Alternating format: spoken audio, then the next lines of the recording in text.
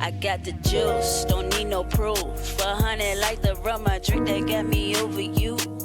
And all your nonsense we all subject to. I found my lane and mind my business like I'm supposed to do. Let's have a toast for all the obstacles that got us here. I put my glass up in the air to stimulate the cheers. Not because we made it, but because we making it. I savor the moment, the bouquet forever, evident. Yeah. In my realm, I watch the times go by. I got the world in my hands, but I can't tame the sky. Dare I try, I might lose my mind. But it'll be all good after I'm done sipping this wine.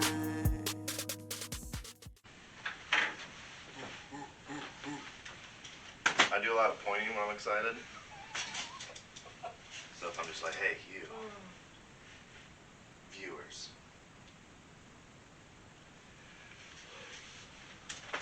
What's up, man? What's going on? What's up, man? Happy belated birthday now. Well, no, actually, my birthday's tomorrow. 19th. Yeah. But technically, 18th. by the time people see this, it will be. So That's what I was going with. you're talking in the future. I like that. Yeah, I like that. But welcome, man. You know what I noticed? In like the first 8 episodes, I have not introduced my name, like ever.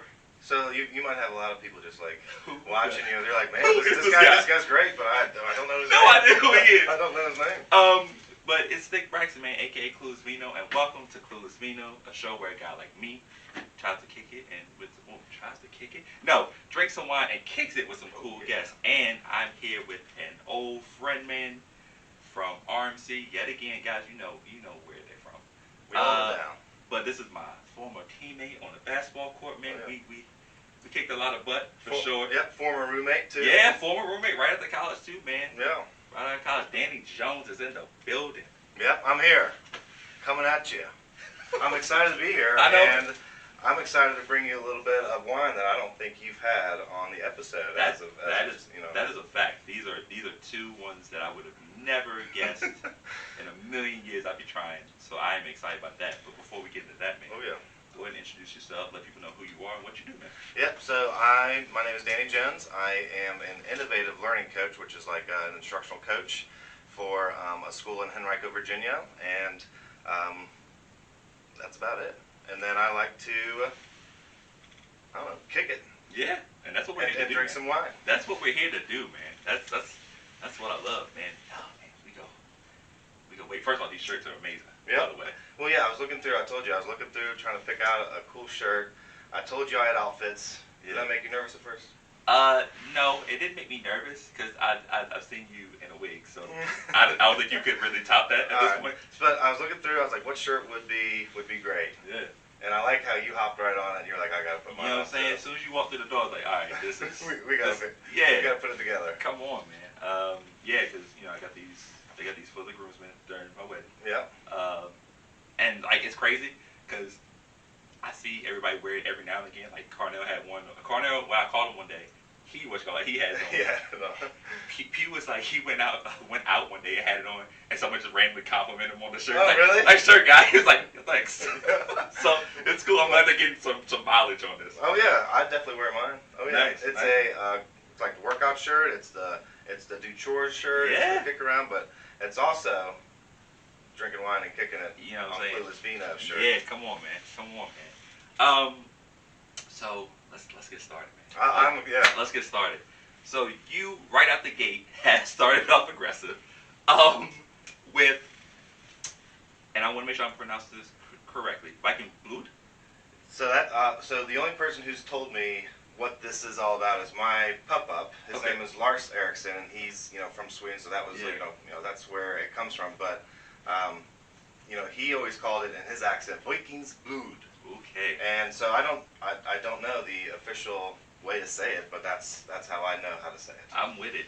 I have to ask the question just to get this out the way What? and make sure that I know what I'm doing. I'm not drinking real blood, am I? Nope. Okay. All right. No, it's Viking. It's not blood. Okay. That's all I need. I think it is like a red.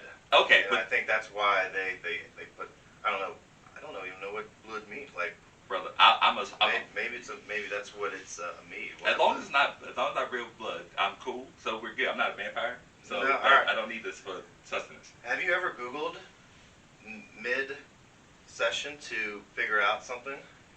You know what? I did an Ask Google. Midway through. Well, maybe if it concerns us that much. Yeah, I might have to for sure. Okay, so we're getting Viking Blue. Now I'm gonna tell you right now, immediately. You know what I'm drawing to first? Right here in the bottom left corner. This says an insane 19% alcohol. It is. I'm not sure why.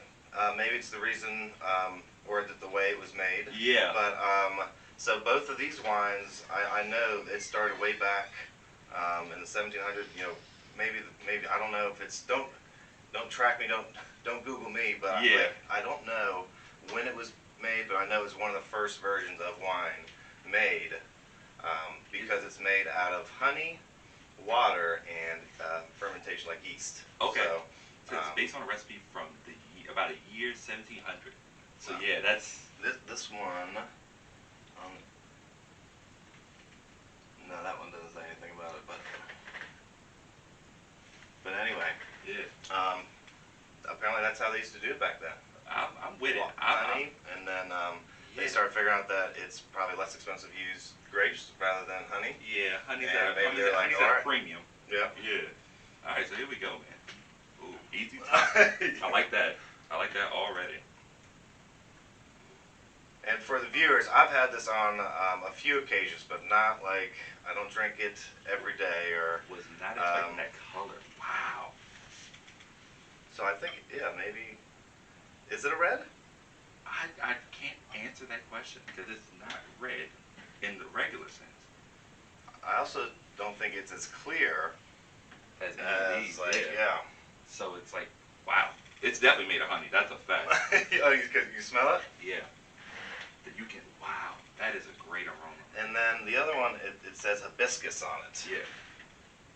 Which, what is hibiscus? Is that a flower? Is that a, I don't know. Hey Google, what's hibiscus? According to Wikipedia, hibiscus is a genus of flowering plants in the mallow family, Malvaceae. So it's a flower. Yeah, okay. I like that. This is going to be interesting, man. First, what we do is take a little sniff, man, because that's good. It smells more like a liquor than an actual wine. Yeah, like a liqueur because it's sweet.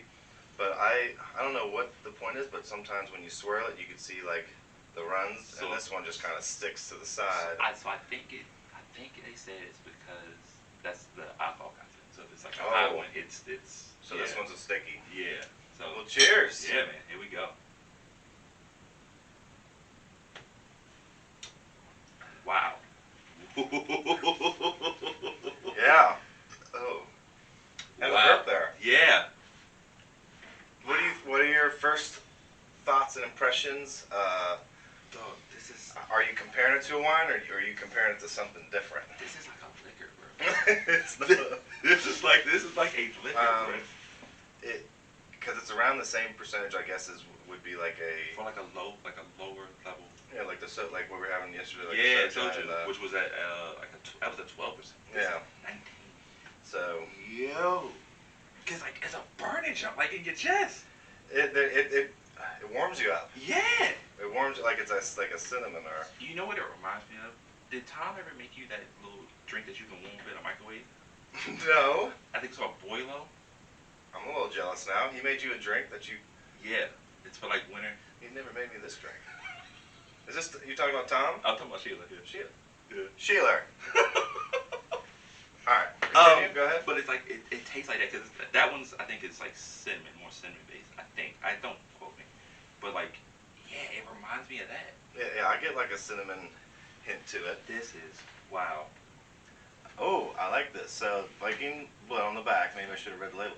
The world's oldest fermented beverage made from honey has been a popular drink from Europe to Australia, dating back to long before Viking times. And there's like another paragraph or so after it, but it's a long. But it is a long. But okay. So this is some early stuff. Yeah. Yeah. I think so. So as a history major, I had to bring you. Yeah, I had to bring a little history lesson I do appreciate this. To Clueless Vino. That is crazy. Speaking of teaching, man. Wow. I remember. I think probably in college. It's like when I first asked, like, what do you want to be? Yeah. A teacher. And you know me. I can't do two kids. You know how you know. So I think why we had this conversation is because we met and like we always used to work with like the kids at camps. Yeah. And I remember you're like, this is great. I love hanging out with them, but you're like, I don't see this for me. Yeah, like cause all the parents would be like, oh my God, you're so good with kids, and they're like, oh, you should be a teacher. I'm like, yeah. Oh yeah. It was always good times with them. It's like you understand. Like I had your kids with 5 days. That's good for me. That's good. We're all done. Like that's a 9-month commitment. Yeah. I can't. I'm sorry. Yeah. But you, man, I've watched you as you went to college for the 4 years, and then you went back to school. Got your, what I'm saying? Yeah. So I did Macon 4 years. Just that I was a history major, and then I did U of R to get my license, and then I did after a few years, and then I got my master's, and then now I'm at the Longwood leadership cohort. Nice. Just trying to change and make the world a better place, I guess. And dude, you have, man. I see, like, 'cause I follow you. I see a lot of your oh, my eyes killing me. A lot of your posts and stuff, and like you're so engaged with the kids, and the kids seem to really love you and love what you do, man. So just talk to that the journey of becoming a teacher, and then just how you approach being a teacher in these weird times. Yeah. So like obviously going to the first one, like how did I become a teacher was, I think my mom was a special ed, and then I think I saw her work with kids, and then I started doing basketball camps. Yep. And I really enjoyed doing that. I enjoyed engaging kids in the learning process, whether it's basketball. That was the first, and then I started thinking about what could I do potentially long term, and it was teaching. The other thing was like I think like you and I both want to be like great family people, so I think that was another thing. Like if I'm a teacher, I'll have my weekends available, my nights available. So that was another thing that went into me being a teacher. But now talking about like the teaching the weird times, it has been a weird time. Yeah. But I think it's been really cool for me because as like part of my job is that bringing like real life, authentic, learning to kids. But it's cool that I get to do all like the cool and amazing tech stuff. I do the coding, I do all the different cool things that comes with being an instructional coach. So I think that's mainly what I enjoy about it right now. Yeah. And who knows what's going to happen in the future, but I'm having a ball right having now. Having a blast. You having more probably fun than the kids. I enjoy, well, right now we're doing a lot of Minecraft. Never mind. They're having way more fun. Kids love Minecraft. Oh yeah, so I'm all over Minecraft right now, just trying to help, get that in the classrooms, because that would be really cool if that could be something permanent. But it'd be, honestly, we're just having fun with it right now, and the kids love it. So obviously I'm loving it because they're engaged. Yeah. And we just talked about we always want to give them like a deeper learning experience, and that's kind of you just gotta set them up for victory. Yeah. And Minecraft kind of helps that. And that's important, man, because I think you can. The lessons don't necessarily change, right? Like the information doesn't change. Mm-hmm. It's the way you get that information to the kid, right? Yeah. That's really the most important part. Cause like some kids are gonna, some kids will, you tell them what it is, they'll receive it, they're good. Yeah. But there's those other kids, man, that's not doing it. No. So like, it's all about finding a way to get to them, right? Yeah, exactly. So what you're basically saying is like what all teachers need to be is a facilitator of learning. And so you give them knowledge, you give them feedback, and they got to take sources and facts that you give them and incorporate their own to their own thoughts and knowledge. So yeah, that's exactly what you have. We're facilitating learning with those kids. I like that, man. I like that. And so I know, and you clearly made an impact already because not recently, but like in the last couple of years, you got an award. Mm-hmm. So you want to talk about that? Yeah. So what you're talking about is the Chris Corallo Distinguished Leadership Award, and he was a mentor for so many within Henrico County public school system, and obviously passed tragically, but receiving that award with his name on it meant a huge deal to me, just from the people that I know and the mentors that I have, and what they looked up to him. So obviously, it's something I need to learn from them. And but just receiving that award was really humbling. I mean, it was awesome. It just continues to make me drive and try to want to do more for the Henrico community and for our kids, and that's ultimately that's what I'm all about. All about it. And like I said, I'm never growing up, so I'm always going to try to hang out with kids and try to encourage them to be great. So, that's what's up. That's the main goal. That's what's up, man. I'm really scared to get other glasses. Usually, when I have a wine, I usually have like at least 2 glasses. This is aggressive. Well, I see. That's why I was like. No, it's fine. It's fine. I like that. It's different, bro. I like that. And this one is 10.5, so it's a little less. It gets a little lighter as we go along. That's fine. Yeah. I like, but it like I said, it really just reminds me of like a liquor more than anything. I'm gonna go light on this board for sure. Not that light though. Yeah, it definitely warms you up. Yeah. So, who would you say are some of your mentors when it comes to teaching? Because I know, in any profession, any career really. I wouldn't say profession, because sometimes people have jobs that they're just jobs. People, I need to pay bills, whatever. Yeah. But when it comes to career, I feel like you have more of like a mentor that you look to people like, hey, this person does this. What can I take from him? What can I take from her? You know what I'm saying? So, who would you say your mentors are in that? Well, I think immediately, I think of my friends as mentors. I would say you always. I think one of a cool quote. I don't know what it is exactly, but you always want to be hanging around people that continue to push and motivate you. So I think a lot of my mentors are like my friends. You obviously being one of them. I love what you're doing, how you're doing it. You're always driven, always doing something else. So that's always kind of what drives me and pushes me. So but obviously for education, obviously Ryan Stein, him. He's a stud. I like him. I love hanging out. I love his ideas. So and he lets me run with my ideas, which is you always need that support.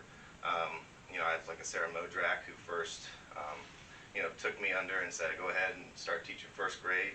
I thought I was going to be 4th, 5th grade teacher, and she's like, you would love first grade, and I think you would be best in first grade. I didn't understand it then, but now I love and now understand more about how to grow and develop younger minds like that. So those are, I guess, a couple of mentors that come off mind.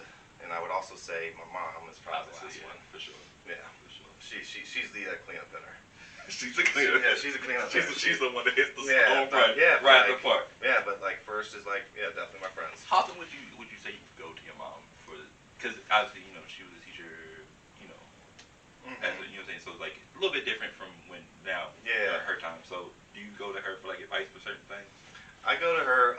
So what was really great is I used to bounce ideas off of her all the time, and I think the best thing that she could have done for me, at the time that I started off, was just encourage me and support me, and she always did that every year by coming in and helping me decorate my room, because I think my interior design skills, and I love a theme. I'll put up some whatever, but I definitely needed her vision for a classroom setup, and I think she helped me kind of help create my own learning environments for students, and she made it really great by just adding her little swagger to the game. Little touch. Oh yeah, her little arts and crafts and designs. She definitely added a swagger to the presence of the classroom for sure. So yeah, she definitely helped me a bunch. Yeah, we did it together, man. We had no interior design stuff. We went together.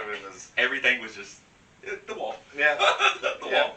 Blue chair, it was a blue couch. I was like, oh, rug, nah, we don't need it. Nah, for what? Yeah, chairs to the table, no, we'll just leave the table there. Yeah, we'll just stand there. We'll just stand at the table. It's for to have things on. Not for to sit up. Yeah. But we went about it different ways. But yeah, that was awesome. Living with you, I think we lived together for 2 years, 2, 3 years. I think it's 4. No, because that would mean I would have been 1 4. Because. Well, hold on. I think it was a while. It might have been, bro. But now that I think about it, it might have been, because it was. It was. Yeah, I think it was a little longer than that, but because I think we left because Anna was pregnant. That's what it was. Yeah, because Anna was pregnant, so then we needed to together for basketball. Yeah, you're right. You're right. Oh yeah. Dang, And then we were together for a long time. I was gonna say, like you mentioned that, like, yeah, we played basketball together. I was like, man, we lived together.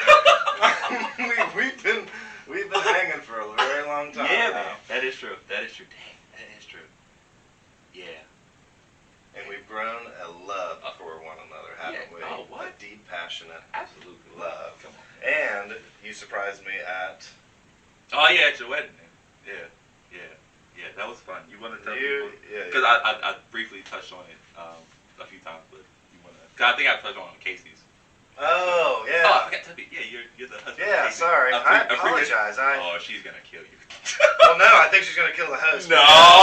You have to go home. So a previous guest on the fabulous Clueless Vino was my new wife, Casey Jones, or as some friends would like to call it, me, Danny West. So anyway, any way you want to call it. But no, she was on a little bit earlier, and you guys surprised us for our wedding that we had this past December. It was spectacular. It was cool to have you there. Yeah. Had you on the bus ride back, and we had we had some dance parties. Yeah. We had some good times. This guy is killing me. Your eye? Yeah. It's just the contact, bro. Oh, No, I mean, not. Right. I actually hit him early thinking that would help, but I probably would switch later to get my glasses. But go ahead. Yeah. But yeah, no, it was fun because with with everything that happened, and then having to cut that guest list from this big number to like that small one. Yeah. So, I knew right then like we're not gonna be able to actually do the wedding itself. yeah. But once that opportunity came to to actually Took it to be be there? part of it, I took it immediately. Oh, that's awesome. Yeah. So. I mean, once I actually responded back. Yeah, it was awesome. And I think you've seen the wedding photos, right? Yeah. Yeah, we had some good. We had some good times. Yeah, no, we had some good times. That was awesome. You guys being there. We had an amazing time. I wouldn't trade that for the world at all, brother. Yeah. That was fun. By you guys, to the viewers, I mean Anna. Anna was also there to surprise us. So it was fun. Yeah, it was cool having you guys. It was fun.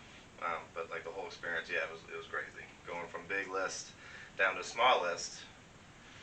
Kind of cut out the middle. Like you don't have to think about people's feelings. Now it just has to be family. It's like, oh no. Oh no. So like, I do care, but we had to cut it down to strictly family. Yeah. Which I'm sure it helped in a lot of different ways, actually. Oh yeah. But about like she might have talked about it. Actually, she did. It was just a lot. It was emotional. There's a lot of people there. A lot of emotions rolling, but it was just a cool wedding in general. I loved it, man. Yeah. I loved watching it on Zoom. It was fun, and the video did an amazing job. Oh my God, it is amazing. Oh yeah, the videographer. Mm-hmm. Yeah, we might have to give him a shout out, but we thought so too. And I was originally gonna say no to the videographer. Okay. I was gonna say why do we need it, but as it came closer, no one could really be at the wedding. So we were like videographer, and I thank Casey for making sure we did. It was a great move. It was a great idea, and then we had a great photographer, so it was awesome that we were having. We had pictures and a video from our special day that we'll be able to share to people who weren't there. Exactly. I think that was the best part. Exactly. All right, I'm actually gonna pause. So I can Go ahead. Okay, I think we're back, man. Back in action? I feel so much better now. Halftime. We're ready for. Well, not quite halftime, but yeah. You know what I did want to talk about? So during my bachelor party, you had brought the idea of doing the podcast. Yeah. So it was early in the morning. We were just talking about oh yeah, I'm thinking about doing a podcast. We were trying to think of names for it, and you actually did it, man. You actually did it. Tell me more about this podcast. About ours. Yeah. So Holly Guelig, and she is a counselor at my school, and I, thinking it'd be cool to view and talk to people from our different lenses. Her being a counselor, me being innovative learning coach, and us just trying to grow professionally, is educate ourselves and to help educate our community. We started a podcast called EDSPIRE, and it's really just to help inform the community, teachers, counselors, parents, educate, like everybody that's interested in listening, just provide them information on how they can keep a balanced life, educate students, lead from the inside as far as like the school system and within your household. So I don't know, it's been a really cool experience. Obviously, I think like when you start one, you don't realize what it's gonna turn into, or the different details that go into it. But I'm just fortunate I got a great teammate in Holly that really supports doing everything, all the behind the scenes stuff. So we're able to do this and kind of make it kind of come to light, which we're really excited about. And we're on season 2 now. Nice. But check us out. We're on all the social media stuff. But it's been cool. But it's cool that we had that conversation. Yeah. And that's kind of goes back to who are your mentors. I think we both looked at each other like how do we get better? How do what can we do that's so create something new and create a different avenue for success. And it's crazy too because like I had always like wrestled with the idea like, oh, I would like to do a podcast or whatever. And when you just came and I'm gonna start one, I was like, oh, that's cool. And then like to see you do it and like consistently like knock out guests like every week or whatever. Yeah. I was like, oh, and that was kind of like the last push I needed to like actually start this one. Oh yeah, cool. So, like I was like, all right, let's just suck it up. Let's buy the camera. Let's get the Yeah. let's get the mic. You know what I'm saying? Let's just go for it. Yeah. And so I want to thank you for that, man. Oh. Thanks for. No, I think it's just cool that it's a cool setup. Thank you. Things are rolling. You got cool people on talking about cool and cool and different stuff. I think, and your in your podcast, it's different. It's unique, and we love different and unique, and I think that's what I love most about you. Yeah. People look at you, probably think one thing, and then they don't know all your interests, your hobbies, your passions. So I think I think that's been cool. Yeah. I think that's why me and you have always like worked well together. Like instantly like clicked. Yeah. It was good. Like me and you like to like push each other like with certain stuff. And like It started with athletics. Yeah, for sure. Oh my god. We started with athletics. We'll get into that later. Oh, I like it. I like it. But like me and you have always just like we've always like we always encourage each other. Yeah. Like any idea we have, we like listen. You should just do it. Like go for it, push it. I'll support you. You know what I'm saying? We've always been like that. Yeah. And you need friends like that, man. Because sometimes I don't know if you do it, but sometimes I go through like spells of doubt or whatever. Like, Like, it's everywhere. This is silly, why am I doing this? Whatever. But like when you have friends, you're like, yeah, just keep going, push it, do it. I like it, just do it. Even if it's feedback, like constructive criticism, I take it. You know what I'm saying? I like that. Yeah. And so. And with that, and you got, I think we're real with each other too. Yeah, that's a fact. And I think we're open books to one another, so I think that helps too. Yeah. Like my thoughts are your thoughts, and we kind of know what each other are thinking sometimes. For sure, without even having to say anything. That's a fact, man. That's a fact. So going back to the podcast. Yeah. So when y'all are going through guests, what do you look for in a guest? Like what says, okay, this person has to be on EDSPIRE because they do X, Y, Z. Yeah. So we in like our little if you look us up, we are looking for AKA game changers, and we want to get game changers to help people improve. Education, whether it's teaching, whether it's just learning more about life balance, but it's been pretty cool. Just when you're finding guests, you got to find good guests, and you got to find guests that are going to bring about meaningful discussions, and you got to bring about guests that are knowledgeable about all those things. And I think that's what we're doing. Not saying Holly and I are experts in everything, but it's been cool to learn professionally, kind of through them and just through our conversations. I think so. Yeah, we just try to bring game changers. People that we think are changing the game in education or outside of education. That's awesome, man. Yeah. Any particular episode that you really enjoy, like where you say this is one. If I'm like, hey, I'm a new fan and I want to listen to a new podcast, what episode would you direct them to that kind of encompasses what EDSPIRE is all about? Absolutely, sir. There's a couple of them. I think I enjoy learning from my peers a bunch. because I think like with your work when they push you as well. Mm-hmm. So I like talking. I think it was our 3rd or 4th episode. Mm-hmm. Is with my friend Joe Beasley, but not knowing kind of like we're like jumping into a podcast. I'd love to talk with someone knowledgeable and that knows their stuff, Mm-hmm. but who's also that I feel comfortable around, that I'm know is going to be a good conversation. So it was awesome to have him and kind of just learn about the podcast process. And those were in the early days where Holly and I were just kind of starting off. But yeah, I think that was cool to have him. But we've had lots of people come in and talk about what does great leadership look like, and I think those are some of the conversations that people I think need to be listening to for sure. Do you think podcasts could eventually be like a tool to like help kids learn? Because I feel like every kid has like a cell phone now. Yeah. Like every kid has like access to these type of streaming services. Yep. And like podcasts are getting bigger and bigger as time moves on. Oh yeah. There's like a new one like every other week. Yeah. Oh yeah. There's a ton. Do you think that could be like a tool like moving forward that could help them like learn, like because some people are audio learners, and so like you know right. What I'm saying? Oh, you're barking right up the right tree. Yeah. So like with auditory learning, so you always want to find different ways for students to provide you with like we call it student-driven work, and when a student does that, they are doing it, they're creating it, whether that's something visually, a poster, or it could be something like a podcast. And we do use, I think 5th grade SOLs have have students choose between what kind of, how they want to kind of present their knowledge, and that's that's one of the ways that they provide kids. Okay. So yeah, it's in the works. Yeah. And some kids, there was actually Holly did a podcast morning club.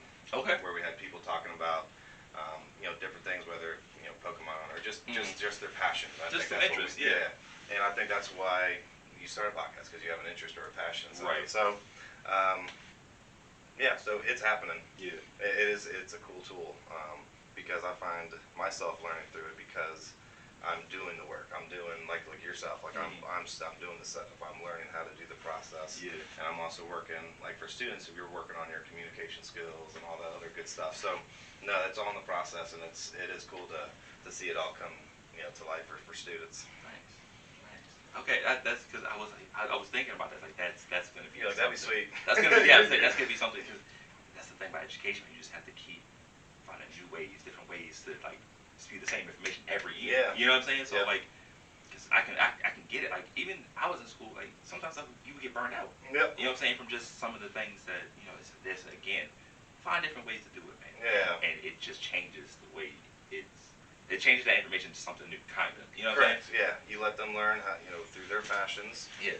But it's content guided. Right. And that's how you want kids learning. You want them doing their own stuff. Yeah, that's their own ways, and I think that's where they find their strengths, and then they find their weaknesses. But it's good to find those weaknesses. Oh yeah. That way you can like strengthen them. They don't have to be your biggest strengths, but let's get them to a point where they're not a liability. You know what I'm saying?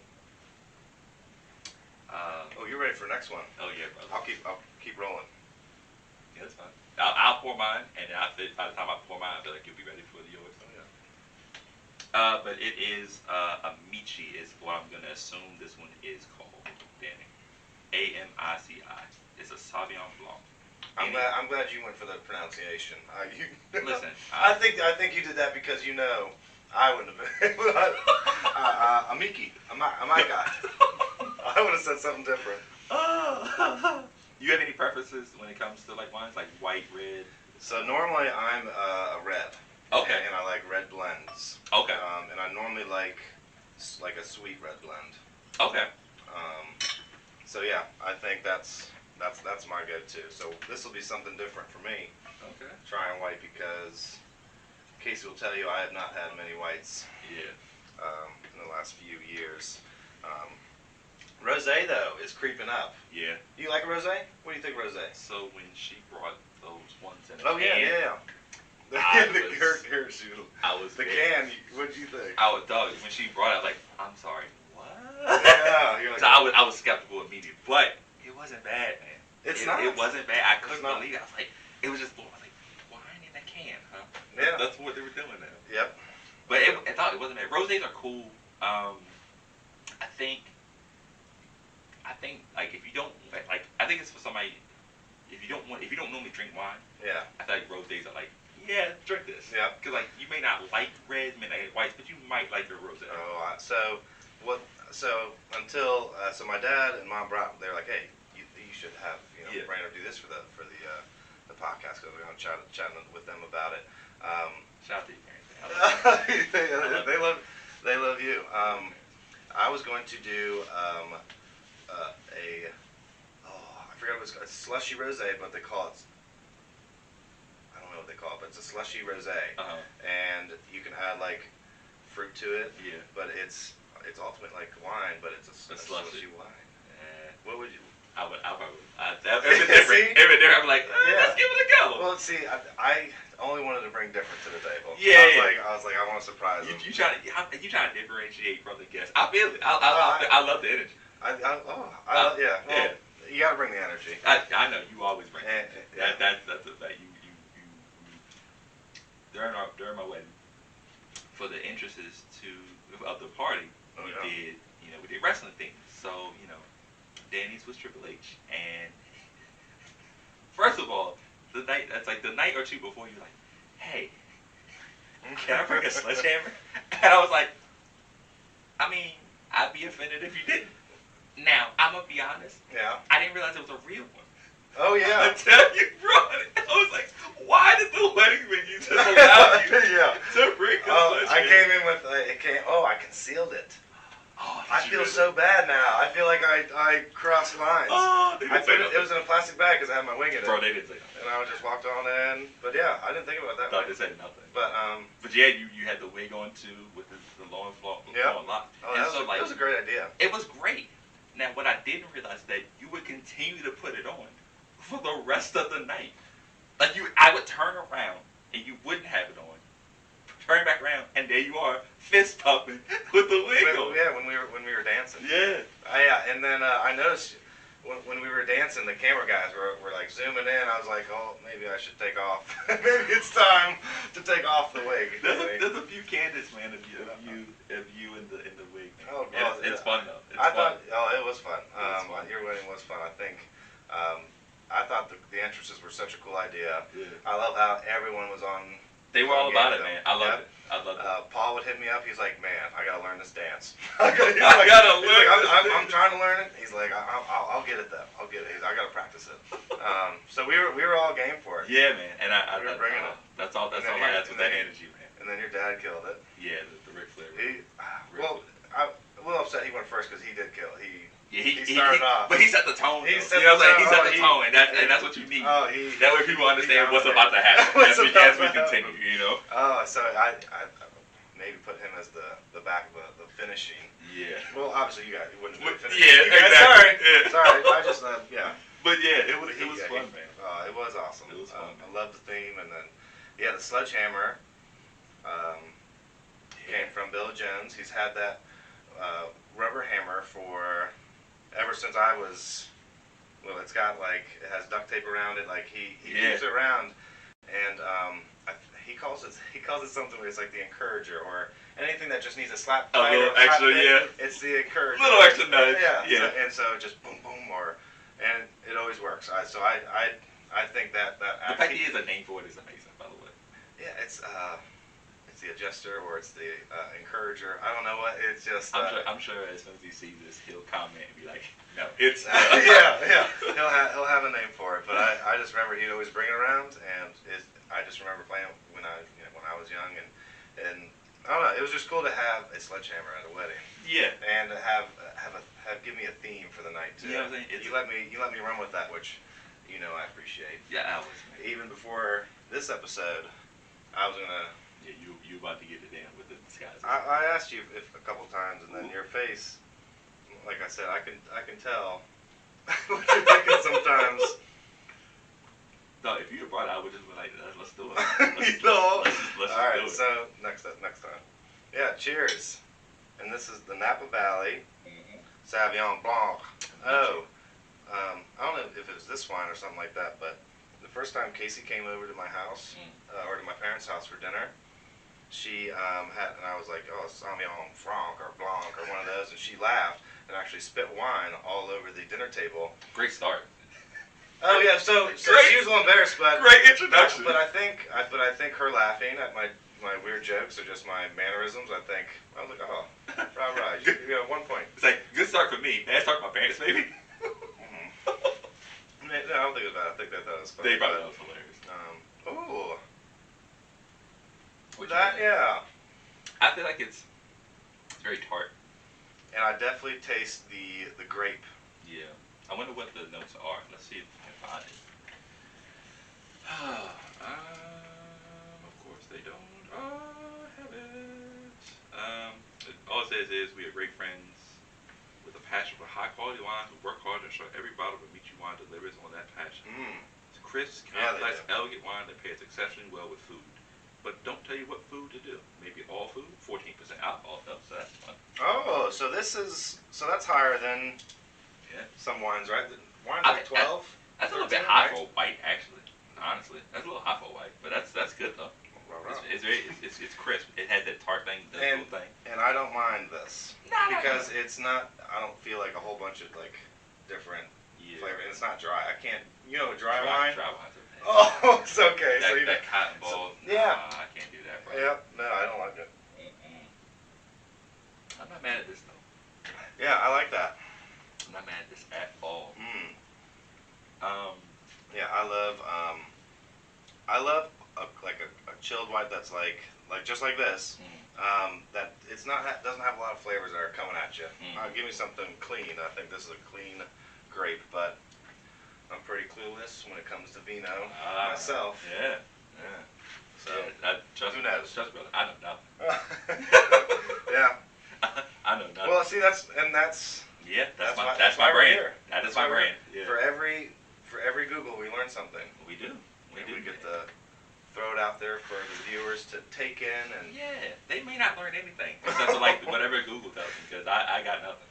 Well, I think they get the information from us. I hope they just do the research themselves. If you're curious, just Google. don't trust me is basically what I'm getting at. It's like, don't trust me. Yeah, I just think it's great that Google's giving you $10,000 during this episode for us just to kind of pump them up a little bit. Brother, let me tell you something. I wish Google $10,000 to do this. I wish Google could be $100 to do this. Yeah, we just appreciate Google. You know, like I will push. And but then you'd have to really learn like editing skills. You'd have to put like their little logo. Bruh, I would have to learn way too much. I want an intern. You should. Yeah. Or now you start to look for sponsors. So I was about to ask you, like, have y'all thought about doing that for EDSPIRE?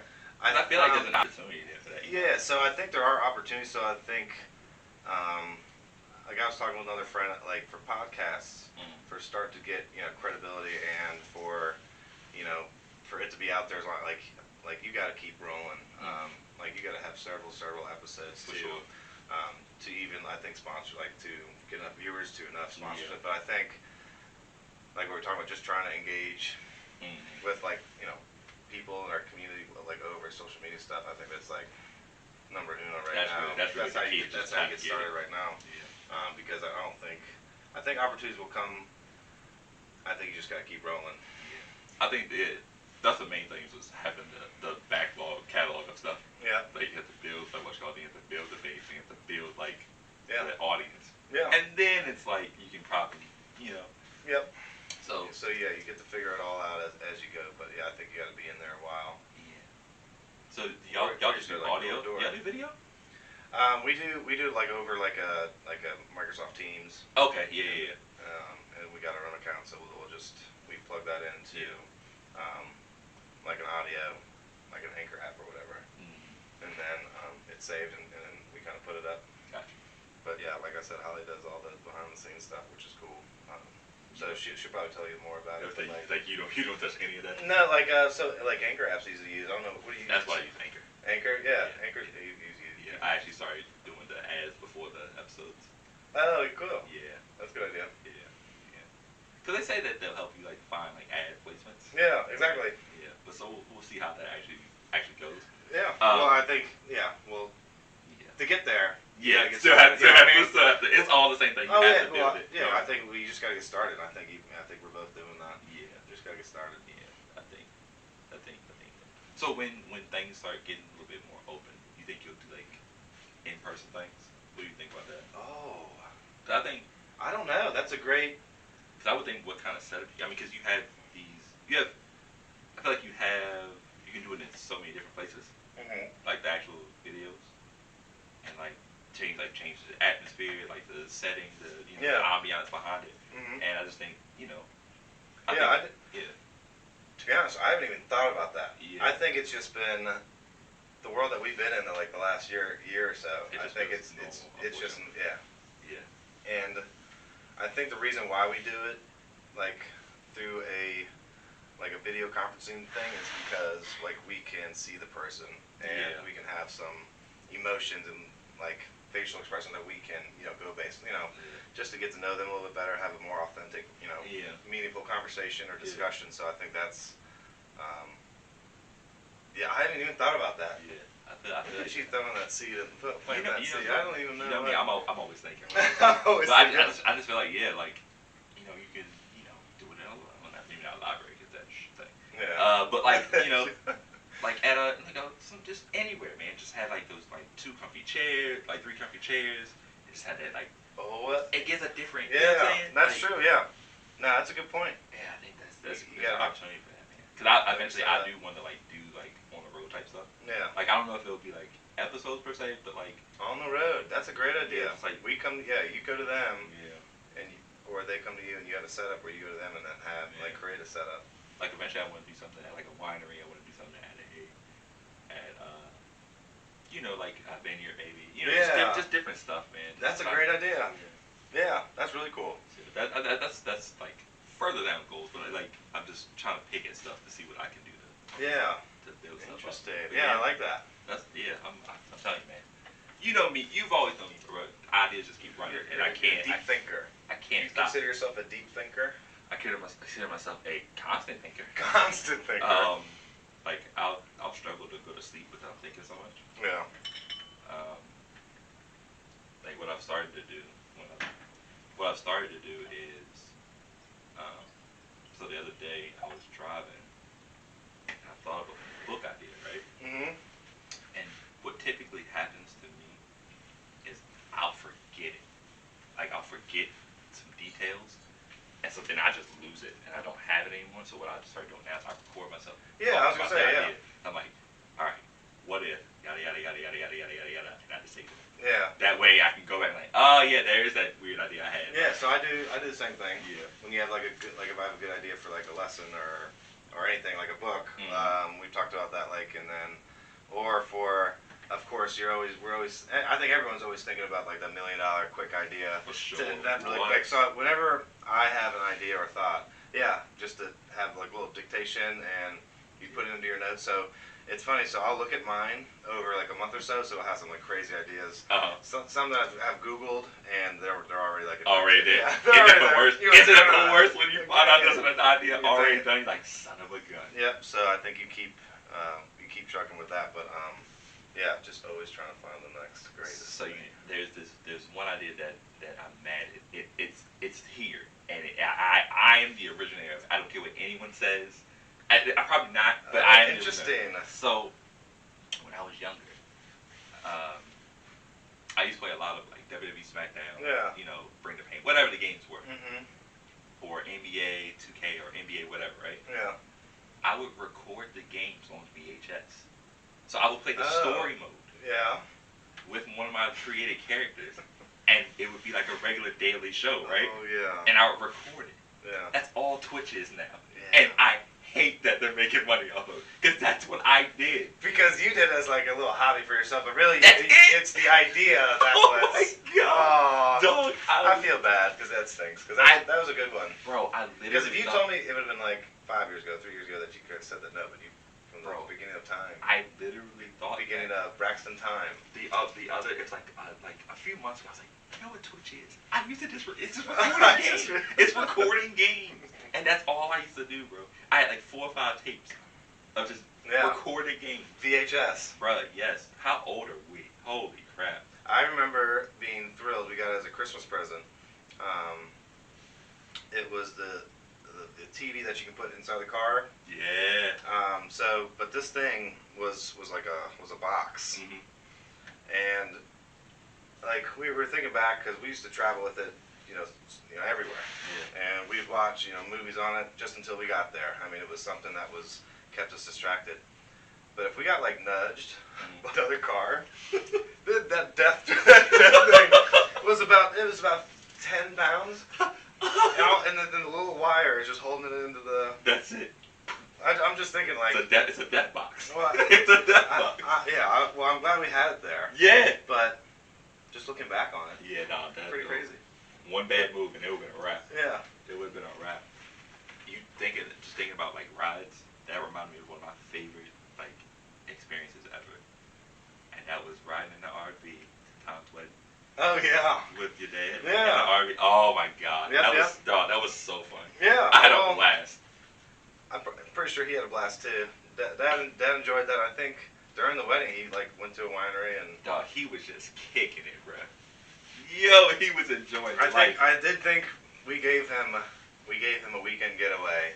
Dog, I texted him. I was like, "Do you think I can get your RV or like we're trying to figure a way to get to Ohio?" Yeah. And Dad, he's like, "I got you. No question. We're gonna meet here. We're gonna meet here in this parking lot, and I'll pick you up, and we'll go in the RV. We'll go to Ohio." And we did. We did. We did. We did, dog. That was so fun. And then he stayed in the hotel parking lot. Yeah. And was there the next day to take us back. Dog, that was so fun. I enjoyed it so much. He loves RV. He loves that RV. Yeah, my mom and him love that. Like they get recently to do went on a different trip recently, right? Yeah, they went to Florida. Yeah.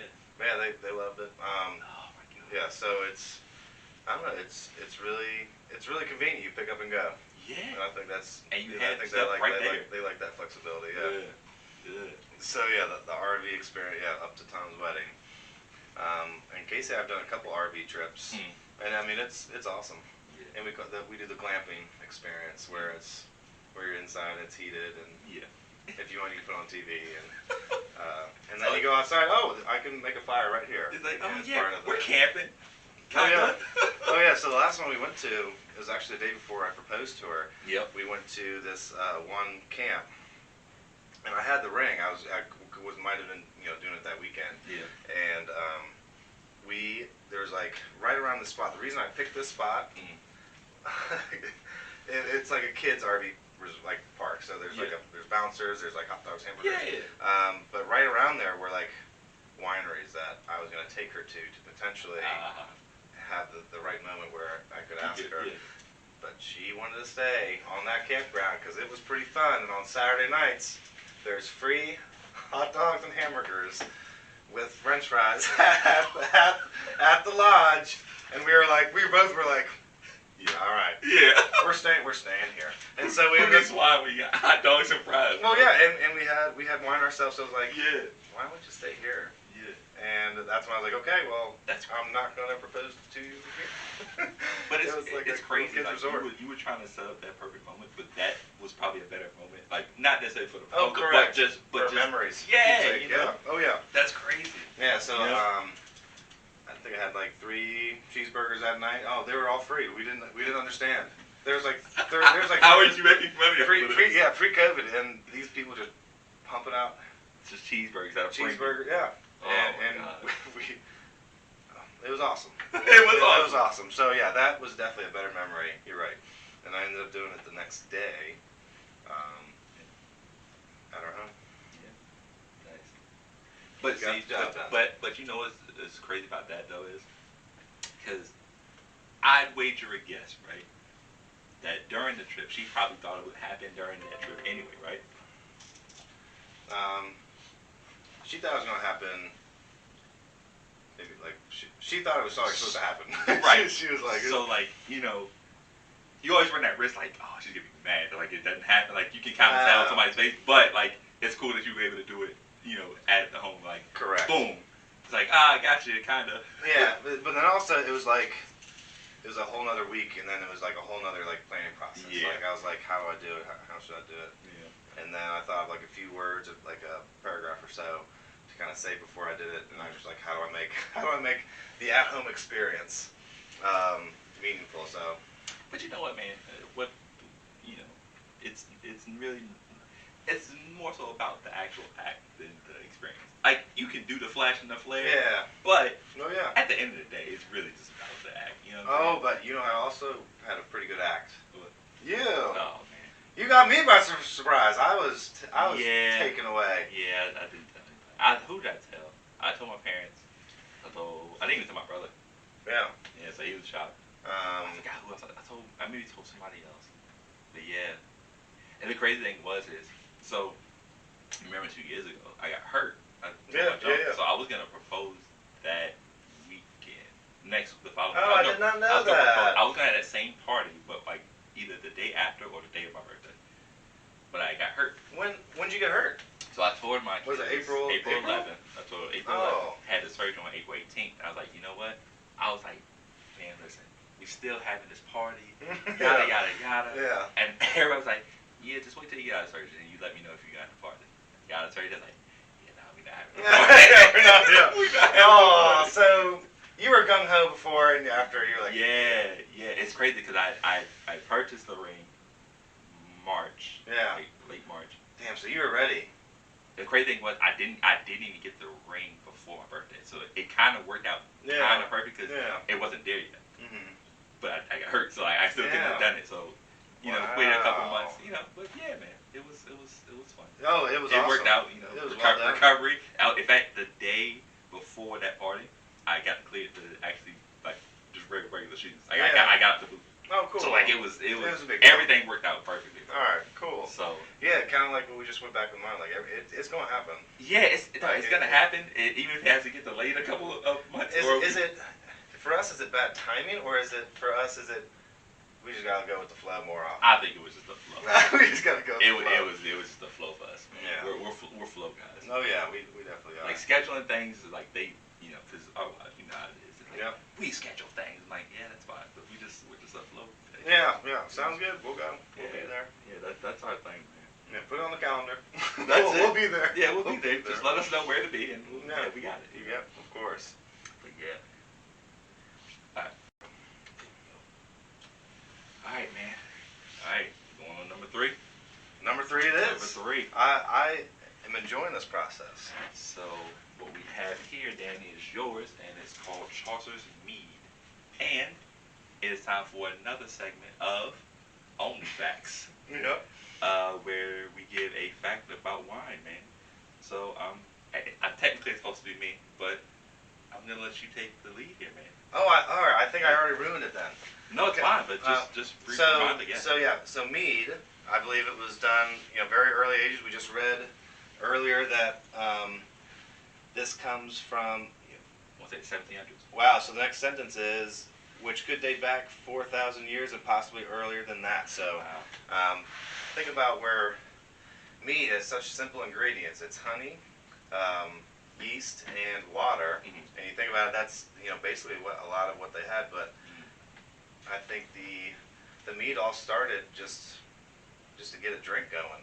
Yeah, somebody just wanted. And after having Vikings blood, if you're a Viking chilling up in the cold Norwegian area. Yeah. It warms you up.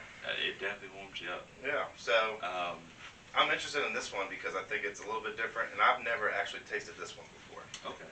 But this one is. Oh, we'll join together. Nice. Yeah. So this one, there's a difference.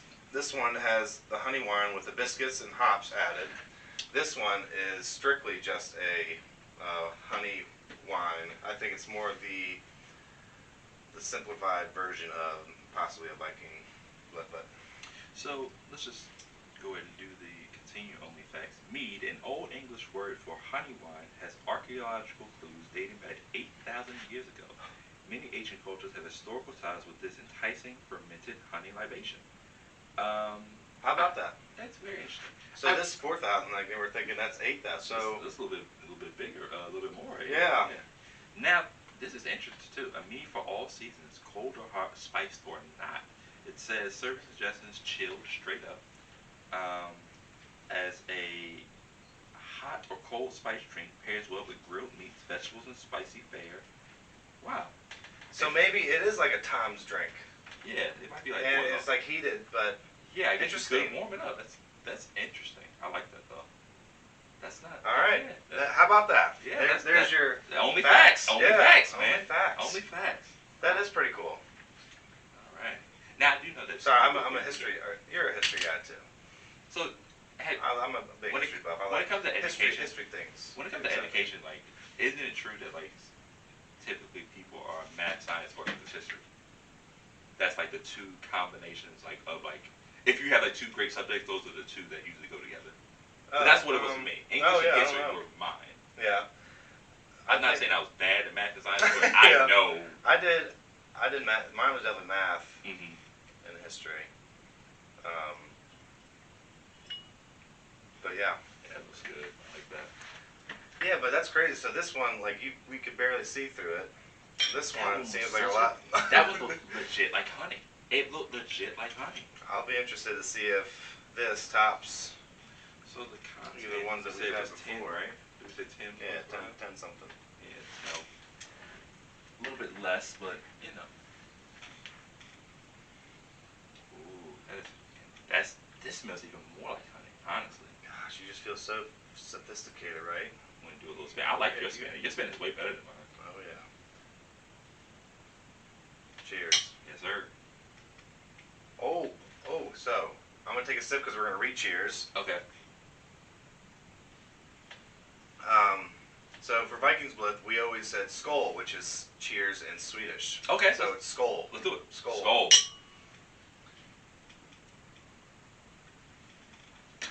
SKOA. Oh, hey. Apostrophe A. What's the we It's call it's apostrophe. English? Yeah. Yeah, Please it's tell me. it's Please tell me. apostrophe. Yeah. A with an apostrophe. And Oh, then, so wait. So you're talking about over the A. yeah. Or it's not apostrophe. It looks more like a slap. Oh, what the hell? Oh, now you got me looking Oh, I crazy. see. Now you got me looking crazy. I feel bad for Joe Spot. So then L. So Okay. skål. And Okay, I did not know that's what that meant. So whenever my pub-up drinks that, Vikings Blod and Yeah. skål. I mean, that's his accent, and I think I've had years' experience working on his accent. I think it's a pretty good one. You can play him. You can play. I did. You can play him in the movie, like or if in the voice acting, you can play him. Maybe. Yeah. Maybe, but he was an electrical engineer, so I don't think I could even try to fake any of the knowledge. Yeah. I think he had. That's it. Yeah. Oh yeah. He apparently knew a bunch. He read some papers and. Nice. Yeah. So I mean, he obviously knew a bunch. I wouldn't be able to fake any of that in a movie. I'm not even pretend like I could even talk about engineering, let alone electrical engineering. No. I'm like, no. That's cool. not. That's What do you not think me. about this one, man? What do you think? I It's subtle. I love I like the honey because you definitely get that. I like how it's just like this one. It's in like a neat. It's like something that. It's very clean. Thank you. Yeah, clean. very It's clean. This is one of the ones I could have like a bunch of. Now I want it. Yeah, thank you. Yeah. Now I want it like what do you spice it with? I don't even understand how they would do that. Like, do you like throw a couple cinnamon chunks in there? Like, I don't know. Cinnamon would be awesome. That would kind of set it off. Yes. That would set it off for sure. Cold spice drinks. Yeah. So I love it how it is right now. That's good. And I kill this glass. Because it's sweet. No, but see, I don't like super sweet stuff. But this isn't super sweet to me. It's clean. It's a clean. Yeah. And that's crazy that it's. I really think it's only those 3 ingredients. And it gives you that like tingle on your tongue. You know what I'm saying? Like it leaves like a little sensation on your tongue, or whatever. That's good, man. I like it. I'm not good. I'm already getting another glass. You see me. You see me. Oh yeah. I do like it. I think it's a good wine. Which I don't know. Like which is your if you were to say 1 or 2? Oh, we'll get to it at the end. Oh, that's what I we do. know. That's what we do. I We'll just see, was. man. You know, we'll get there. All right. We'll See get there. if I can get you early. So I'd be remiss if we didn't touch on RMC basketball. Whenever I have somebody on from basketball, man, I gotta have them on. Adam, King, both. We had to talk about it because that's That's it, man. I like those two people. Yeah, those are good. I love those two. Good people. friends. Oh yeah, good friends. Yeah, because that's when we met. Yeah, that is how. Do you remember? We both worked at camp. We brought that up earlier. Yep. And then we worked in the same. We worked with the same age. Yep. So we had our first experience was the youngest group. Yeah, it was the youngest group. My squad. First of all, love those kids. I love those kids. I love those kids. My squad was trash. Yeah. My squad was terrible, bro. Yeah. So I think that's when my camp experience came in. Yeah. They're there to have fun. That's it. And like so you being competitive. Bro. Like I don't know how. I gotta win. That's me. So when my team's like, oh, my team is terrible. One of my favorite experiences. It was that same year. I forgot whose team that kid was on, and because there's always one kid. There's always one whoever kid gets the first round pick or first. He's the best kid because like immediately like, all right, this is the kid. Like who gets the first pick? Yeah. So it's a kid from a team that's terrible, and he's just upset. He's like, man, my team is bad. We couldn't do anything. I'm like, Tyler, what happened, man? He's like, man, we just didn't win. I was like, what was the score? He's like, 20-12. I'm like, Tyler, how many you have? I don't know, 12. Life was good. I'm like, Tyler, you scored all the points, brother. Like right. you did. Like, not to worry. Don't have your head down. It's the other people that let you down, brother. Yeah. Oh man, but yes. we were in the class of 10, man. We were in a class of 10 freshmen. Mm-hmm. I guess let's start from the beginning. When you got recruited, right? Yeah. How was that for you? How was getting recruited? Specifically from Macon? Yeah, for Macon. I don't think Macon. I don't know. I guess I don't know the history. I think Macon came in late for me. I think I was playing in the state championship, so we had to come to Richmond my junior year, and the shoot around before our initial shoot around for the state championship was our coach found Randolph Macon, and we shot around there for like a warm up, and I remember shooting on the basket right outside of the locker room. Yep. And I was like just checking it out, like cool place, but I never thought like I'd come back to it. I just knew it was Randolph Macon College, cool small town. Yeah. But it ended up, I think, maybe I knew as soon as senior year came, we Randolph Macon started talking. But I think it was like later, than some others. But did I ever tell you about? Are we going straight to my experience? Tell me, what's up? So did Coach Rhodes or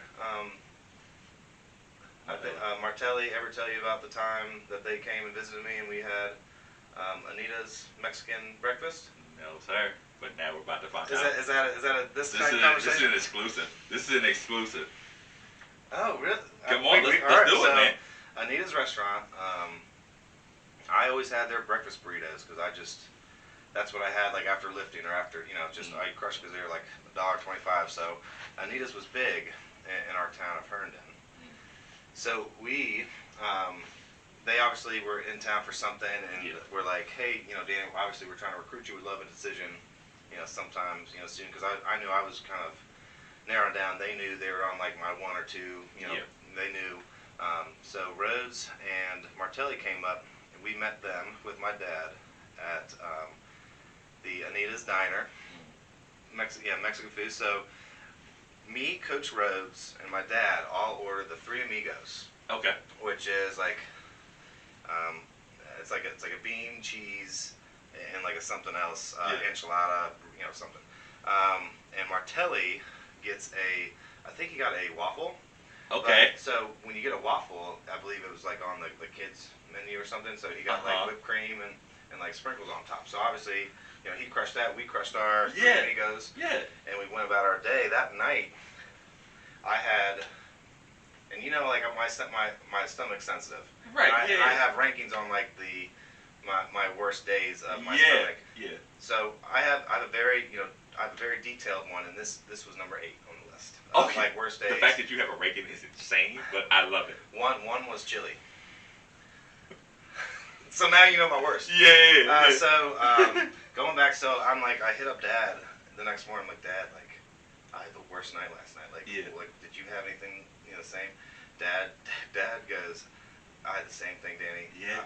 My stomach was crushed. Do you know who also had that same dish? No way. Rose. I texted Rose, and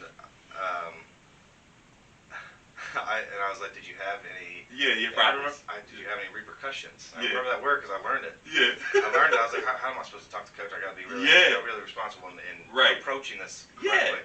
Did you have any repercussions from last night? He called me. He goes, Danny, I had my head on the doorknob, from the cold, just trying to get as much relief. But apparently he had a rough night as well, and Martelli. You know who didn't? Martelli's fine. And I remember, so they left that day after Anita's. Yeah. And I talked to my dad. I was like, I'm going to Macon. So they're on the way back, not knowing what was in store for Rose that night. I called them. I said, I'm coming to Macon. Thank you so much for your support and stuff like that. Yeah. And that's when I was going to make it. But that night was number 8 on my list. Number 8. But yeah. So that was an interesting story about. Oh my God. That's fantastic. Yeah. So.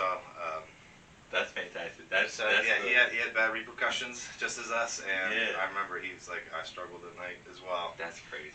So that's my story on how you committed to make to Randolph That's Macon. awesome, bro. That's awesome. I thought I told that to people. I swear, that's the first one I'm hearing the story. I promise you.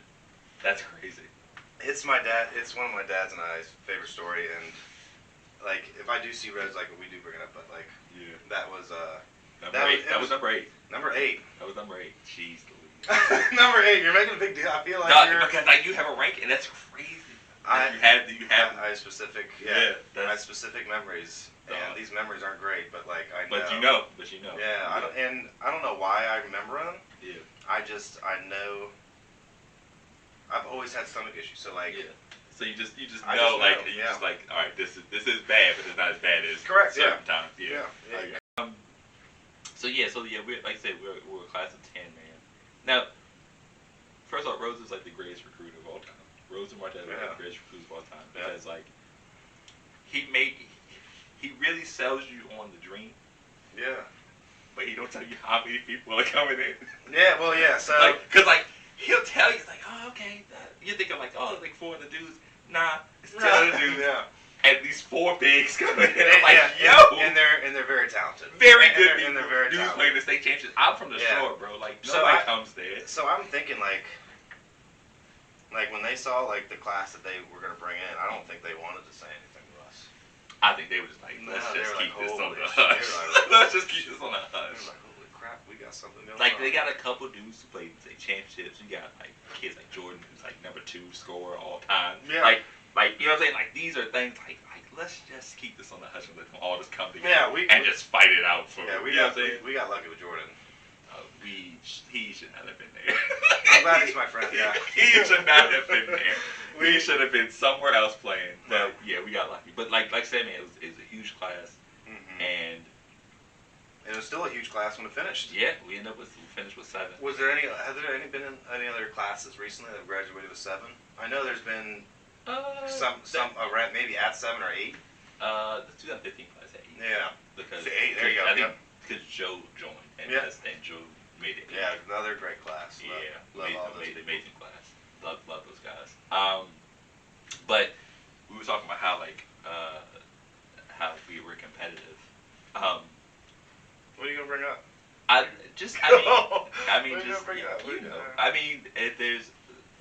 had this reputation to some people that I was aggressive during like practices or whatever. Like I would be like really. I think everyone was. Thank you. Like I'm saying now. I think everyone was trying. Like, could I possibly have been a little bit higher? Maybe, but I don't think what. But there's one there's. I know what you're talking. Yeah. There's just one. There's one person that like I was like, all right, this is gonna go. You know, this is gonna be a rough one. And anytime we got paired up, it was always a battle. Yeah. And that's just how it was. Like there was a couple of times, man, where me and you, we would just go mad. Yeah. Well, and have the hot hand, but it's another thing like when, like during pickup or anything like that. But it was another thing when we knew we had the hot hand. Yeah. And I don't know, it was because like every play, it was like, nope, just go in here. Yeah. Like every time, like, nope, just throw it in there. Yeah. We would just go at it, bro. Like, and we would chirp every now and again. Yeah. And we would, we would get in each other's faces every now and again. But Yeah. like, as soon as practice was over, it was over. Like, you know what I'm saying? It was over. And I think that's, I mean, that was really cool about Macon. Like, Yeah. we all respect each other because I think we all knew, you know, everyone had talent. Mm-hmm. Let's put it all together, and that's the only way we're going to do it. So I think that's like what helps, like with like our leadership, like building. Like, man, it's not about us. We're both great, but like we're battling each other back and forth. And yeah, there's been a couple chippy times. For sure, man. We got down there. And a couple times, one in particular, where I would like, I come to your room, knock on the door, and just say sorry, and I would leave. Yeah, I mean, and just like sorry, love you, and then we'd make moves back. But like, it was always going back and forth. But like that's right. It was never. That's how you get. That's just we were just two super competitive dudes who don't like losing. That's all it really was. No. Like I think you're like me. Like I like winning, but I hate losing. Yeah. So I value not losing more than winning. Yeah. You know what I'm saying? If that makes sense. Yep. So anytime, like especially during camp. Oh my God. Yeah. So like camps are long. Camps are long. Yep. They want you to play like 10 games during the night. I'm like, bro, listen. Like after game like 5, you're like, all right, bro, can we stop? Yeah. Oh, write it again. I'm like, okay. And then like so now everybody's like, all right, now we're just like, all right, let's get these games over quickly. And so it's just chippy, a couple of screens here and there. But like that's after a full day of camp. Yes. And a full day for viewers. We're waking up at 7. It's mad early. Yeah. Breakfast and camp is running by 8. Yep. And it ends because it was an all-day camp. It was a night camp. So we had camp. Maybe 8-ish. But then like the Mrs. Campers. But you're missing the point. So 7 to 8-ish. That's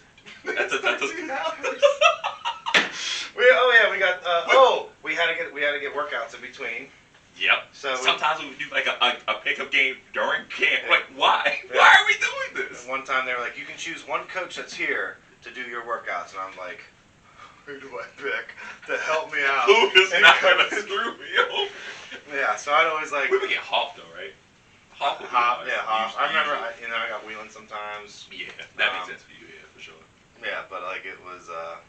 That was that. And then at the night, like all the coaches like stay there, so like they're critiquing your game as you're playing. Like, oh my God, this is the worst. It was, but like that was our preseason. Like that. Yeah. That was like. That was like a. That was our initiation into like. Essentially. Building our roles within the team, I think. Yeah. In my opinion, like. We're all gonna work hard, but like we'll compete against one another. Yeah. But like each of us throughout those days, we're learning how we fit together with our team. So I love those camp experiences because I wouldn't go back and do them again, but I'm glad we did them. Yeah, looking back, they were fun, man. Yeah, they were. Like, yes, was it long? Absolutely, but the experience playing those games were fun at the end of the day. Yeah. Like we were tired, but like it was still a fun time. Because they would bring in other players. Like bro, because we love hooping. Yeah. Like we do love hooping. Like that's the end. At the end of the day, we do love hooping. Yeah. So it was fun just to be able to get those games in.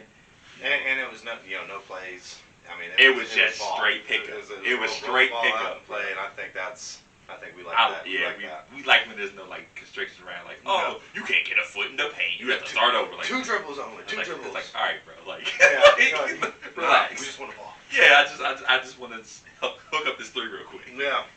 Knowing I'm not gonna shoot him at all in the game. Yeah. Oh yeah. Well, one goes up, and then that's when you know whether you're a green light or a red light. Right. It's like maybe you just stay in the mid range. Yeah. Got it, buddy. Don't even worry about it. That's where I'm staying from now on. Yeah. So, what would you say is your favorite memory from Macon? Favorite memory from Macon. I think from Macon, we're talking Macon basketball. We're talking Randolph Macon College. Macon basketball. Basketball. I would say, I know it might be weird, but my number one memory is winning the ODAC. Okay, yeah. My number two was our Final Four run. But the reason why number one is where it is because when was the last time Macon did it? Like, I don't know. Like, it so had been before that, before us. 2003. So Stein's team, maybe? Maybe. So, yeah. So I just remember that being when I got there freshman year, and, like, I was like, all right, that's the goal. Yeah. And then I think we surprised ourselves junior year. Yeah. We didn't know what we were doing. we got there, though. That was just like, oh, why? Like, yeah. Whatever's going on, let's just roll with it. Yeah. Because what we're doing right now the thing is working. We made the championship game that year. It's just that Sanborn red. Yeah, correct. So I had no intentions of letting us win. Yeah. At all. Yeah, so maybe that was my thing. I was like, let's just get a note back. Like, that was my main thing. So I say that too. I do enjoy the Final Four year, but I do think the ODAC jump was just as special. We'll say just as special. Yeah. Only because it was the last thing that we needed to do. Right? Like, we did the Final Four thing. We won 20 games each year. We had all these great dudes. You know, you and Jordan hit 1,000 points. We had all these things, but we still needed that championship. I feel like to solidify us as like an all-time great class, or whatever. Yeah. So if we didn't get that, so that was my main thing senior year. Yeah. And then I don't think we were, even when we won that championship, we were not playing as well as we were. I think you also got to be playing well at the right time. Yeah. I don't know that we were playing. We were on a downward slope at that point. Yeah, I'm not sure what exactly was, but yeah. Because we slipped up. That first round game, I'm like, dog, we had beat Alvernia before. Like maybe like the year. I think it was definitely the year before, like in the tournament, or whatever. And they had better dudes. And I was like, why are we struggling to beat Alvernia? Yeah. So we had to go to overtime. You had to hit a 3. Yeah. To go to overtime. And I'm like, dog, we're just. Yeah, what's going on? It was a little funky. And if we were able to get to that second game, we would have had a week to recoup and go to the next one. And I felt like, and obviously we just did get kind of screwed too because, you know, we had done enough to host that first round. Oh yeah, I didn't think about that. We had done enough. Yeah, we held the number one for most of the year. So you know, you deal with you play the cards that you dealt with. Yeah. And you know, we just like I said, we weren't playing our best basketball at that time. But I would say that's my memory. Yeah. ODAC, just because I think I went in, and I was like, I am used to doing championships. Like, I've never won the state. Obviously, I win, but I never won. But I was like, we got to get the first thing done. We got to get. And I remember all 4 years, because the first 2 years we lost in the first round of ODACs, which was horrible, and like we weren't able to make the runs that we were supposed to. First one we were number 1, playing a number 8 Virginia Wesleyan team who didn't play like a number 8 team because they ended up winning the championship. Yeah. So I remember those were those 2 years. I was like, we should have done something those 2 years. But we had good teams. Yeah, we had good teams. But then Guilford Junior, we knew we were like, damn, that's gonna be a battle, bro. But we were winning. And then we hit them in the mouth early. Yeah, but I thought it was cool that we beat the team that lost in the championship, the semi. Yeah. That Franklin Russell team. Yeah. No. I meant we played them at the beginning of the year and beat them junior year. Oh, you're talking about the sales. The team. So Final Four. Oh no. You're talking about Final Four. Guilford. Williams. Yeah. When we beat Williams. Bro, you were wild. Against. I was hoping we would play them next. I know I can do well. When we played the Final Four, I was like, dog, listen. Here's the thing. If Williams beats Guilford, which it did. If Williams beats Guilford and we can get past this game, I'm like, dog, we're winning this shit. Yeah, I was like, we definitely know them. The fact that they were up, like, for people who don't know, let's do that. Yep. For people who don't know, we played Williams our junior year. First of all, I will go down on this sword, and I've said it consistently.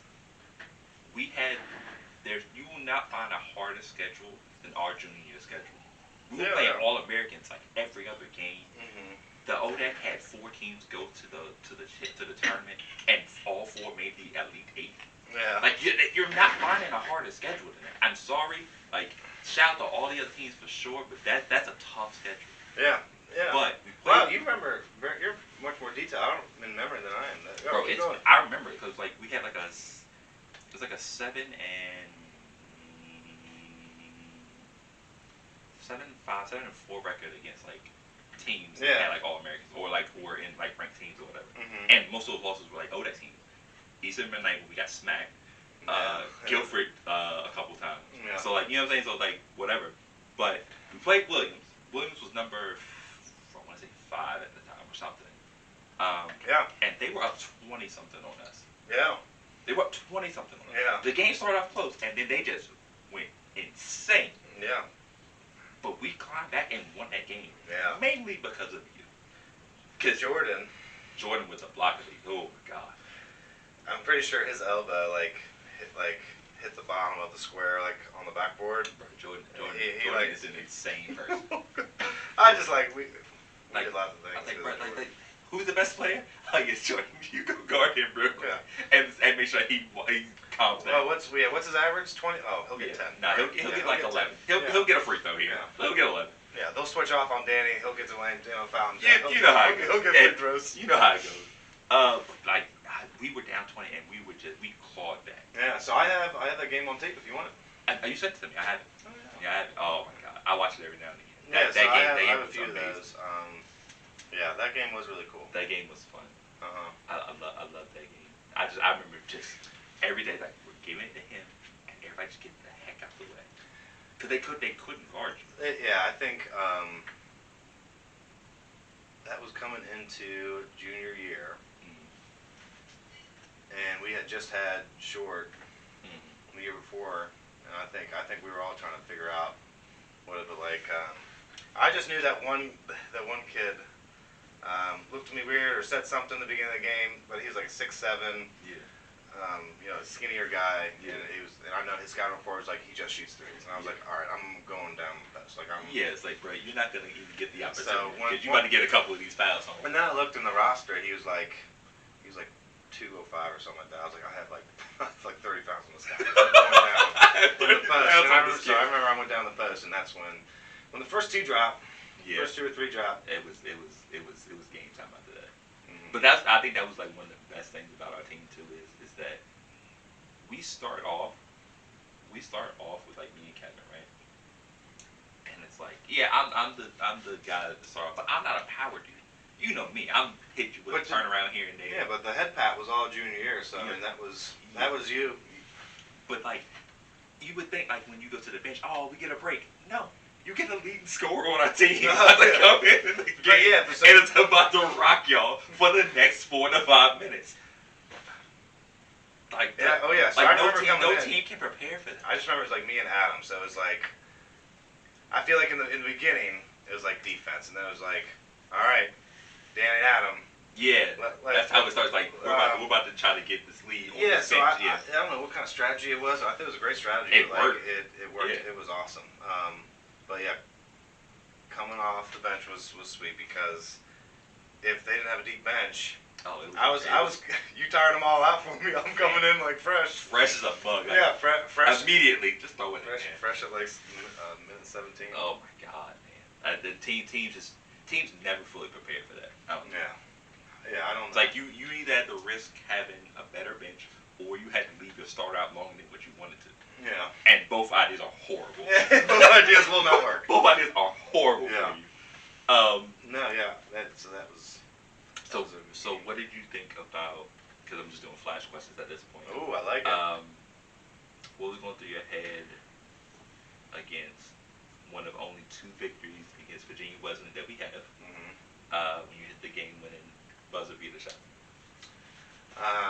First was that I own this place because I think I think just because of Virginia Wesleyan going back and forth with them throughout the years, and finally getting one there. Finally. We do say finally. No, we only had 2. We only had 2 wins against them, but they were really good. Yeah, and I think they had matchups, against ours that like worked out similar. Similar. They had like similar builds, and they had just like dudes who were just like really athletic. Yeah. So when I made that shot, first was like I own Virginia Beach. That spot right there, that's mine. Well, I was like, do I jump on the scores table? Like, where can I go? Where can I go? But I remember it was like a point something. I was just like getting back, having my hands up. It was like point one or something weird. Yeah. So I pump faked and shot a mid-range jump hook from about 14 feet. It's the most insane shot, and I can remember it. And it's just like, yeah. And I was like, whew. I was like, no. I was like, yes, sir. So for viewers, it's like the rim, and I shot it directly on the baseline. So it's a jump hook, and it hit like the corner, and it kind of just went right in. Oh, the crowd deflated immediately. It was the greatest. It's the greatest sound ever. Oh yeah. So after that went in, I was like, we might have freaking did it. Like we did it. And then the locker room was hype. I think that was my. That's a fun one. That's a fun one. That was an but awesome you also hit game winning free throws against Midnight in the next semifinals of the year. Yeah, I was we were tied, right? Yeah. We were tied, and someone threw the ball down to me like full court because I was cherry picking or not playing defense or whatever the two. whatever you want to go with. Yeah. Or just out sprinting the court. We'll go with that one. Yeah. Because I like that one better. That's definitely not it. And I got fouled, and obviously, you just gotta make one. That's it. And after I made the first one, I don't know whether we lost to them that year. That was the year. But they were going back and forth, and then I knew Coach Davis wanted that win, and I remember being like pointing to my chest and like being a little cocky, which I look back upon and maybe would have changed. After I made the first one, swish, I was like, fuck yeah, I didn't expect you always expect it to go in. Yeah. Sometimes it doesn't go in. But after I went in, I was like, heck yeah, let's get the second one. Because let's make moves. The thing about that is, man, it's just that because that's the only time we ever lost to Midnight. Yeah. That's the only time we lost to Midnight, but they always played us tough. Mm-hmm. But it's just the way that they won. First of all, we were number one in the country. They smacked us. It was at their place. Their crowd was insane, by the way. They had the whole ESPN type feel to it. I'm like, all right, bro. I have an mental image in my head. A dad carrying a baby. There's small stands behind us. Obviously, the bigger stands were on the other side of the court, and the basket, obviously, with the baseline. So a dad came over on the other side of the basket, carrying his baby, and was like, "You suck," you suck, and was pointing at me like carrying a baby. I was like, oh my gosh, this guy's like insane. And I was like, I hope this guy's, I hope his day is made because his life must suck. It's like, this is like really what you're doing. I was like, this is it for him. I'm like, dude, I'm glad we can help you make this moment for you. Like, so I remember giving him like a thumbs up. Bro, they stormed the court. Like they were doing everything. So okay. After I gave him a thumbs up, and I was like, from ever again. I was like, bro, this isn't happening. Because they took that to a whole nother height for them. That's cool. I'm glad. Like those two. Then it became like real personal. And then, when we played them, it was all business. Yeah. No jokes, none of that. Yeah. We were all business. All the time, bro. That's a fact. All business. But yeah, man, basketball, man, we built so many friendships and like relationships off of that, man. And, And I'm glad I ended up choosing Randolph Macon. I didn't even know what Randolph Macon was until recruiting. Yeah. What your recruit? Like, did you start off? When did they start hitting you up? So, a lot of it came senior year. I remember Rhodes being like, Danny, we got this guy from the beach. He's at least 7'1". No, I'm just kidding. But no, he will do stuff like that. He will overhype, bro. But I think he did like replay one. He was like, Danny, he got the ball, came down the middle lane, slammed with two hands. The entire crowd got off their feet and started running around. They had to stop the game. So I remember. Is that what? But you said you had like a small gym, right? It was a smaller gym. I wouldn't say it was a regular gym, but like. Okay. So the thing is, I remember this game. It's. Was it the one that? So it is. Yeah. So it's a real story. Yeah. So Martelli's there, and we're playing. It's like it's built number 1, number 2 in the region. So it's us versus Essex, right? Yeah. And so it's this huge game. First I get a couple buckets, but there's blood on my jersey, so I have to change my jersey. So I changed it from 24 to 50. Oh. So I had to take one of my teammates' jerseries during that game. Dude don't play. He didn't play. So I was like, yo, I got to take it. So he's like, yeah, whatever. So I'm working the entire game. Like I'm blocking everybody. So I ended up with like 21, 16, and like 7. Oh gosh. But the play is like it's like a full court, like half court. He throws it, and I catch it, and just one step, one hand, dunk. Oh, nice, yeah. Call a foul. The crowd. They got running around. They're running everywhere, and like so they did have to stop it for a little bit, and like Martel's like, yeah, it's like please. I see my thing. He's like, come to Randolph. Hey, listen, yeah, that was a great game. Great game. Yeah. Like, I love Martelli. I love Martelli too. I think he was the only one, right? The only assistant then. At the time, from what I remember, yeah. Well, I don't remember talking to anybody else except for him and Rose. Coach Jack, I think, was around. Well, what's Coach Jack? He came later. So excuse me, who was in the recruiting process? Yeah. So Rose did come to one game too, though. Yeah. Rose came to a game at my rival high school. Not even getting into. I think I blocked that dude's shot as he was trying to dunk it. So Rose was all about it. Yeah, I love it. But yeah, but I remember him hyping him up. Yeah, he was like, yeah, we got Danny Jones and Jordan Brown. I was like, that's cool, dude. I don't know who these guys are, but they sound great. Yeah. Like, they sound awesome, and it turns out they're all my friends. Yeah. So it's like, so I'm glad that I made that decision, and I got to meet you. Yeah.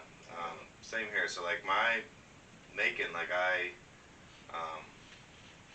didn't know where I was like when I go, and then so Macon came and like they were like, there's all the academic support. Yeah. And my mom's like.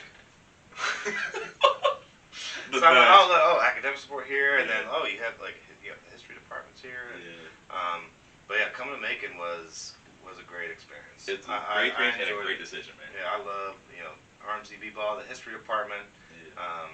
Because I don't know if you knew, but I went through like 4 majors. Like I had no idea. I remember you juggled. I was just juggled or struggled. Ooh. So I don't know. I just remember just being like, what is going to be right for me? Yeah. And the history department was legit. I liked that I went there, but yeah, ultimately met all my homies there. All the homies, bro. Yeah. To this day. Yeah. To this day. And we've hung. You realize we haven't done this since we lived together. We've hung out the last 3 days together. It's amazing, right? Right? Like the last 2 days, we have literally done a full weekend together. We never do this anymore. We have to do it more often. Yeah. Oh yeah. We gotta try. Well, that's why the Foodorama's there now. Yeah. We got the little food jams. Yeah. Little food jams. Oh, and you guys didn't put a vote in. We'll talk about it. Offset. But here at Clueless Vino, man, what we do is we drink some wines and then we rate the wines out of 5 glasses, Dan. I know. I was trying to get some info out of you earlier. So we're gonna do this and figure out which was the best wine of the day. So starting off, we have Viking Blod. Viking Blod. What would you give that out of 5 glasses? You can also use half and quarters if you need to. Is this a ranking out of the 3 or wines in general? Simply just this wine out of 5. Like, would you give it a 3 out of 5, a 4 out of 5, a 2.5 out of 5? What would you give it, man? Compared to all wines or these just 3 that we have? Just this one itself, sir. Oh, give me some room here. Since I don't know. I think we talked about it. Mm-hmm. I've got a connection with this one, so I'm not going to try to let that sway interfere. Yeah. I'm going to say in the summer 7. In the winter, 4. Okay. And I would say like 4.5 in like winter, just because it warms you up. Gotcha. Okay. All right, so we'll go with 4. Okay. 4. Overall 4. I'm actually also going to give this a 4. Oh. Because I'll tell you why, man. Because it's like nothing I've had ever. Because again, I cannot stress to you enough that this is it's a liquor to me. Yeah. Because it's more like a liquor than a wine. That burning sensation you get from a liquor. The warmth. Yeah, some of the warmth that you get. It's just it was different, man, and I love it. I absolutely, and you also love it. Well, I think now I'm gonna go back for another taste. Yeah, you should, man. You should. So 4. I would give it a 4. I like the honey taste. I like the color's different. Everything about this is just different, and you know how much we like different. We like different. So what would you say about the Amici Sauvignon Blanc? What would you give that out of 5? And you're not a white wine guy, so let's see what I'm interested. I'm gonna like 3.5, like 4. But, Okay. Because I'm very surprised. Because normally whites, it'd be like 2s. Yeah. But this one, we talked about it, clean. Yeah. Not dry. Yeah. And I think that's like what I expect out of a white. Yeah. Maybe not what others expect out of white. So we're going with 3.5. So just to make sure that we keep it in. Got you. Okay. I'll give it a solid. I'll say 2.75. Yeah. It's cool. It's cool. Very, very, like I said, very clean. Mm-hmm. Has a very clean taste. Just compared to I don't want to compare it because it's so different.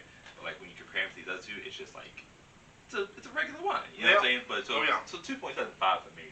It's cool. I would. And do you normally do a white? I'm a white drinker. Oh, okay. So you're also very critical of whites. Do you think you're critical? I have a higher standard. It's easy for me to be like. It's easy for me to rank those because like I do like those. So it's like I've had better one of this. I've had you know what I'm saying. So it's a little bit easier for me. Cool. And then we had the Chaucer's Mead. Mm-hmm. What would you give that out of 5, man? I would say 3 with a possibility of like, I don't know, I just love the fact that you might be able to heat this up and spice it with something. Yeah. Like that. Like there's a whole untapped potential to this drink. Ooh, so it's like an athlete. Ooh. Ranking of 3, but potential. Yeah, has the ability to rise up into the ranks. Yes. Like he's like starter, but he could be an all-star later. Yeah. Yeah. Potential rating A. Okay. But yeah, I would say 3 because I think I love this one. Mm-hmm.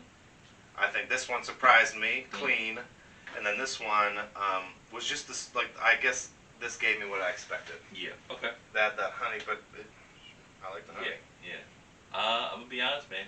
I'm gonna give this 4.25. Oh, it's the top one. I like this jump. Oh, wow. This is really good. Like I said, this is one of those ones where I would drink this like the entire bottle in one day. Yeah. Probably. Cause it's viewers, gluten free. Listen, if you got some gluten problems, man, this is the wine for you. We're talking about stomach problems. That's what I'm saying. I got one for you. Yeah. Delicious wine made from pure honey. So I guess they only changed the meat just because of I guess it's the honey. It's so good. It's smooth. I'm very surprised. I love that. Love that answer. I'm 4.25. Very glad that you brought this, man. I'm very happy. The 2 meats. But yeah, man, I want to say thank you for coming on the show. Yep. No problem. Thank you for having me. Absolutely, man. Like I said, I think this is a cool setup. Yeah, man. I appreciate that. Eventually, I'll do some different stuff. But for the time being, I think it's working. Oh, I think you're always looking for upgrades. You know me. I the thinking, man. No, yeah. Constant thinking. Yeah, and I think we talked about earlier, it'll just continue to grow and grow. Yeah. But I love the stay tuned for our next episode.